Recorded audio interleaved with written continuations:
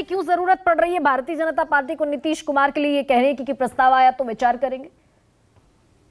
देखिए, सब लोग राजनीतिक पार्टियां हैं और राजनीतिक पार्टियों के धुरंधर नेता भी हैं। ये साल चुनावी साल है, लोकसभा के चुनाव होने हैं और बीजेपी का नारा है 400 के पार। और वो नीतीश कुमार के बगैर पॉसिबल नहीं, अभी नीतीश का कोई मैंने बात नहीं की।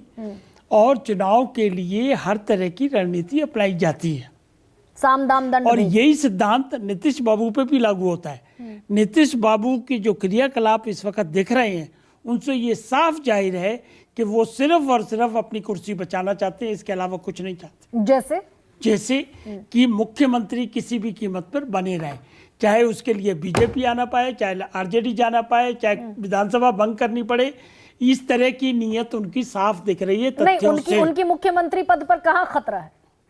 मुख्यमंत्री पद में खतरा ये है कि जो लालू जी का जो सुनने में आ रहा है, जो सोर्सेज बता रहे हैं, उन्होंने कहा था कि तेजस्वी जी को आप मुख्यमंत्री बनाइए और आप सेंटर की राजनीति करिए, और जिसके लिए वो तैयार थे और कन्वीनर बनना चाहते थे।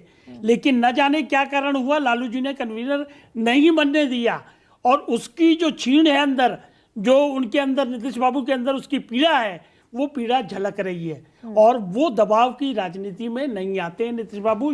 ये भी तथ्य सही है। नहीं तो ठीक है, ये तो नीतीश की मजबूरी हुई, बीजेपी की क्या मजबूरी? वो तो कह रहे थे कि भाई कोई सूरत नहीं लेंगे। बीजेपी ने तो कुछ कहा ही नहीं है ना, बिल्कुल नहीं कहा।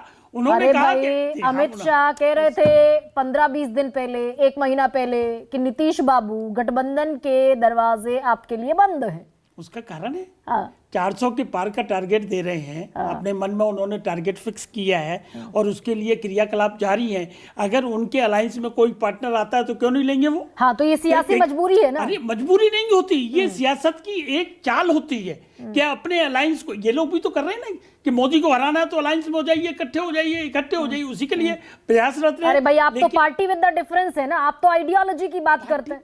आइडियोलॉजी अपनी जगह है, मैनिफेस्टो अपनी जगह है, पॉलिसीज अपनी जगह है, लेकिन चुनाव जीतना कैसे है उसके लिए कोई कोर कसर कोई पार्टी छोड़ती है? मोदी जी अभी तमिलनाडु में, साउथ में दौरा कर रहे हैं। क्यों कर रहे हैं? सिर्फ इसलिए कर रहे हैं कि जो हमने टारगेट किया है वो पूरा हो। लेकिन मैं दूसरी बात पे आना चाहता हूं। अच्छा, एनडीए की जरूरत नीतीश कुमार है नहीं, कोई या नीतीश कुमार को एनडीए की जरूरत? देखिए, जब भी अलायंस होगा तो अलायंस में दोनों पार्टी की जब विलिंगनेस होगी, कन्वीनियंस होगी। जरूरत किसकी ज्यादा बड़ी?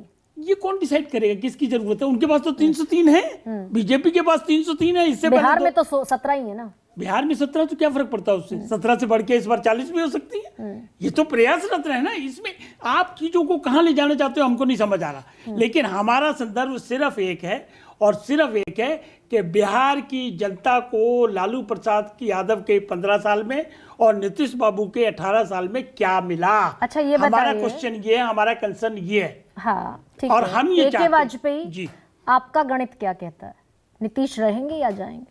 देखो, नीतीश का इतिहास जो देखते हैं ना, जो हमने आंखों से देखा है, एक तो ये राजीव रंजन जी बैठे हैं, मेरे शब्दों पे ना जाए, उन्होंने धोखा दिया है, नेताओं को धोखा दिया है। कहो तो मैं नाम गिना दूं, जॉर्ज फर्नांडिस, शरद यादव, लालू यादव, रामविलास पासवान, और आपने अभी खुद ही बताया कि 4 बार इधर से उधर हो चुके हैं। तो जिस आदमी का रिकॉर्ड ऐसा है उस पर कौन यकीन करेगा? यही तो सवाल आ रहा है। राहुल गांधी ने क्यों नहीं बनने दिया? जो सूत्र आपने, मीडिया ने बताया और लोगों ने जानकारी दी कि सब लोग एग्री कर गए थे, राहुल गांधी खड़े हुए और उन्होंने कहा नहीं, ममता दीदी तैयार नहीं है। तो वो उसके पीछे कारण क्या था?